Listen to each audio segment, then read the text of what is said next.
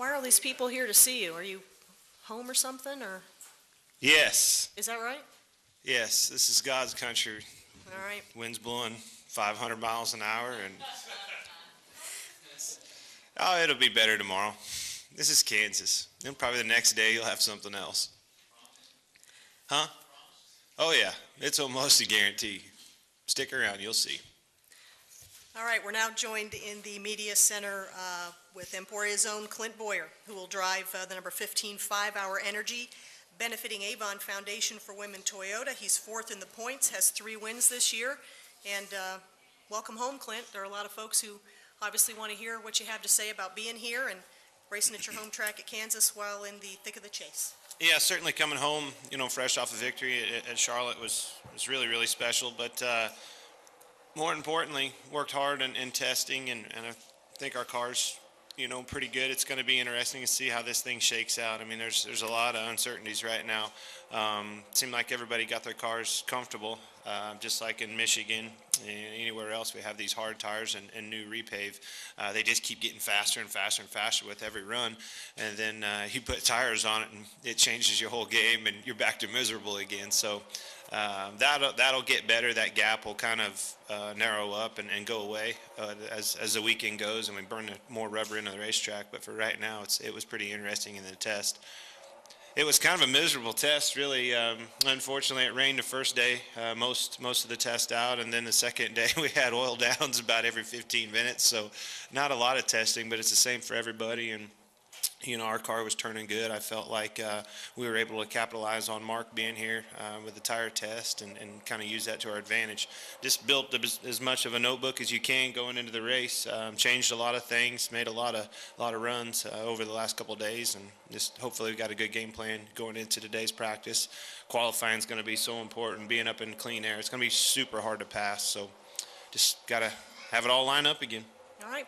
Questions for Clint, let us know. I know Stan will start with. We'll go to Claire and back to Jenna. Stan Creekmore with RPMTonight.com. Clint, it's kind of interesting that all of you, when you talk about this track now, are saying Michigan. And I know partly because of the fact that it's new asphalt. But no one has said it's like Charlotte or it's like any other mile-and-a-half track. From what just a couple days of testing, is this now unlike any other mile-and-a-half track? Well, every bit as much as the repave, the tires are causing those comments. I mean, that's the last, instance that we've had with this combination of a hard, extremely hard tire and a new repave. I mean, the thing's just got a ton of grip. Seems like you fight, tight conditions, and it's like you keep inching up on it, freeing it up. All of a sudden, the thing busts sideways on you going 200 miles an hour, and you're like, put it back, too far. What the hell were you thinking, And you go back, and then you do that cycle all over again and kind of chase your tail. So it's kind of aggravating, frustrating to go through that, especially for 2 days worth, because as you're changing and working on your car, another cycle on the tires means more grip in them, so you're kind of keeping up with the tire, and it makes it really difficult to relay information to your crew chief to tell them if it worked or not, because every time you went out it was faster. So it was kind of up to you to really think about it and decide whether it turned better, whether it possibly could have held on longer and things like that. Because the speed-wise, if you're just going off the number on the sheet, you're going to get yourself behind because it got faster every time. Claire B. Lang, Sirius XM NASCAR Radio. Sort of a light question. I heard you did a burnout in your celebration after the post-race. You heard wrong. And yeah, did you actually pull it off then? Just because I run out of gas doesn't mean I don't know how to do a burnout. So there was smoke, that's for sure. And can you talk about Brian Patty told me, he said if you guys won here, he'd take another headache for the team.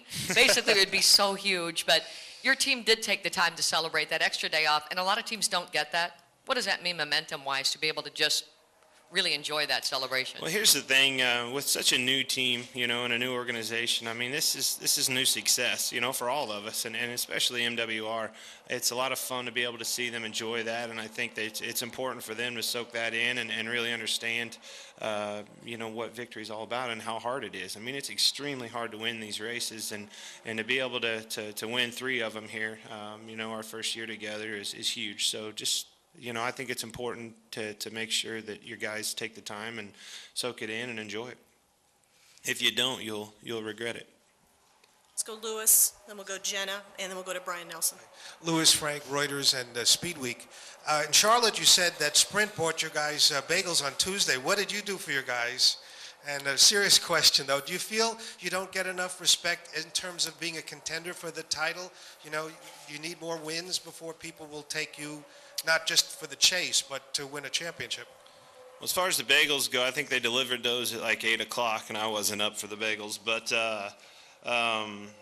as far as respect or whatever else, I mean, I don't care. That doesn't drive me. It's enjoying the moment and being in victory lane with those group of guys. That's what drives me. I mean, that's so much fun to be there. That's what everybody goes to the track for, and it's to see those faces that have been trying, so hard over the years, be in victory lane and enjoying that. It doesn't get any better than that. Jenna Fryer, AP. Yes. You talked earlier about, well, you just kind of mentioned it, qualifying is going to be so important and it's going to be so difficult to pass. So how much do you guys put into qualifying, and what does a guy do if they get, if you don't have a good lap? What kind of race are we looking at? How does that get fixed, and how does a guy wake up with a drive shaft the day after a race? Well, going back to racing,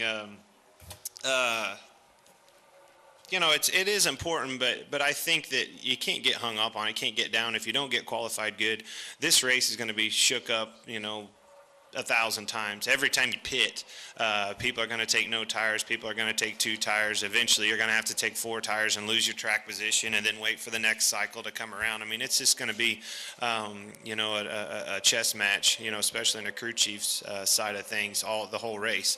I think, you're just going to have to start setting yourself up 2 or 3 runs to go to make sure that you're, on that last pit stop and not have to take tires and do the things that it takes to win this thing. I mean, it's going to be important to play your cards right and make sure you got good strategy and be in the right position at the end. So I don't think you can get hung up, too much on qualifying, but nonetheless, you need to get qualified good for pit road. That seems to be so important, these days is if you have a good enough pit stall, you can put 4 on at the same time, it takes another team to put 2 on. So it's important to have that number 1 stall.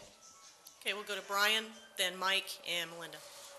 Brian Nelson, Motor Racing Network. Clint, how big a part of the turnaround at MWR has Scott Miller been, and what specifically can you say the competition director is responsible for this and turning it around? Yeah, Scott Miller, just like I did, we both walked into a good situation. I mean, it wasn't, he or I or any one person that turned the thing around. I mean, it was just, bits and pieces here and there, organization, I mean, they had a lot of depth, a lot of organization already, but, it just seemed like he came in and he's got an understanding of keeping an eye on the ball and following that goal and keeping everything on track. So I just think he does a good job of that. People get to racing themselves and get to, get grouchy. And I mean, this is a tough schedule. I can't imagine, we at least get time to wind down usually on a Monday morning or something like that. Them guys have to be back at work at 7 a.m. and working, and their wives and they're yelling at them. It's just it's unbelievable to think what them families go through. So to keep the wheels on the bus, so to speak, is pretty important. And he does a good job of that. He does a good job of just managing the crew chiefs, managing R&D. There's constant things going on and for improvements on into the future. You have to do that. This sport seems like if you if you lay down and take a break for a week, you're 3 weeks behind.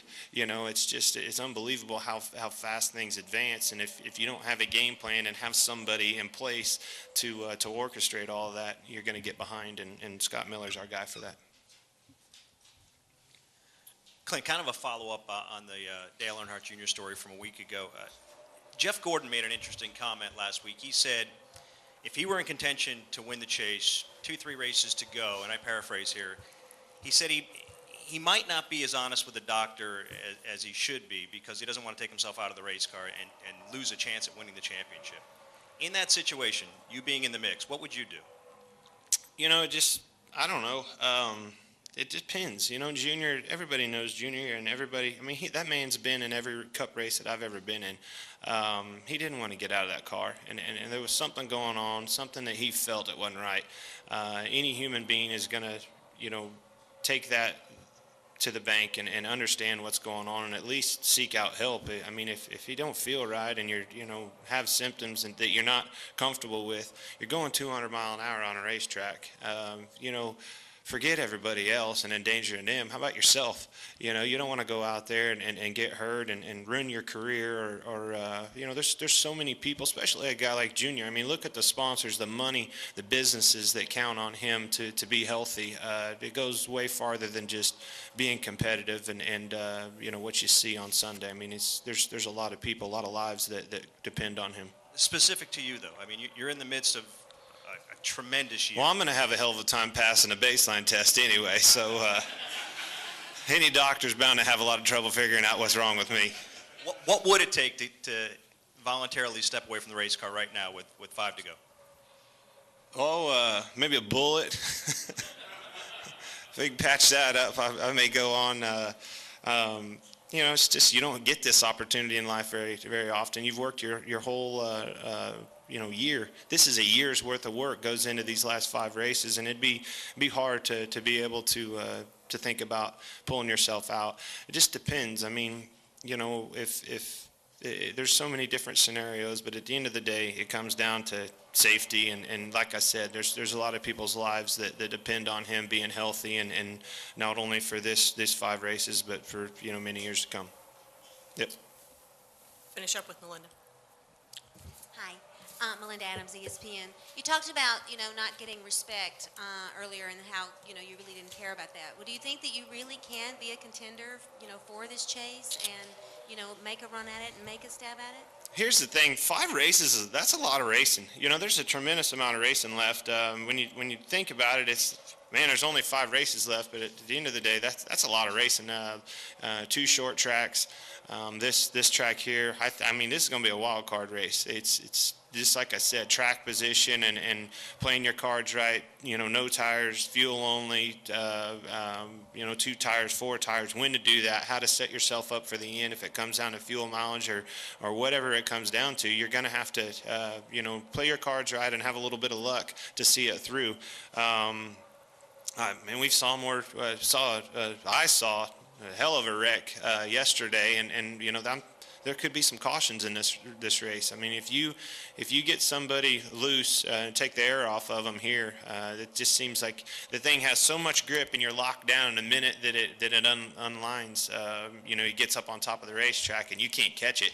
It just jumps out from underneath of you. I mean, it's crazy how fast that happens. I mean, you're literally still wide open and you're sideways going, uh-oh, you know, and you haven't even lifted yet. You know you're in a world of hurt. So just you never know what's going to happen. So 28 points out, it's a lot better than where we were, you know, leaving Talladega. I'm excited, pumped up, and I know the guys are, and they're doing a good job. You know, they're bringing good race cars, and we're doing everything we can do. It's pretty neat to be racing the teams and the caliber of you know, programs that we're racing against and running with them. So proud.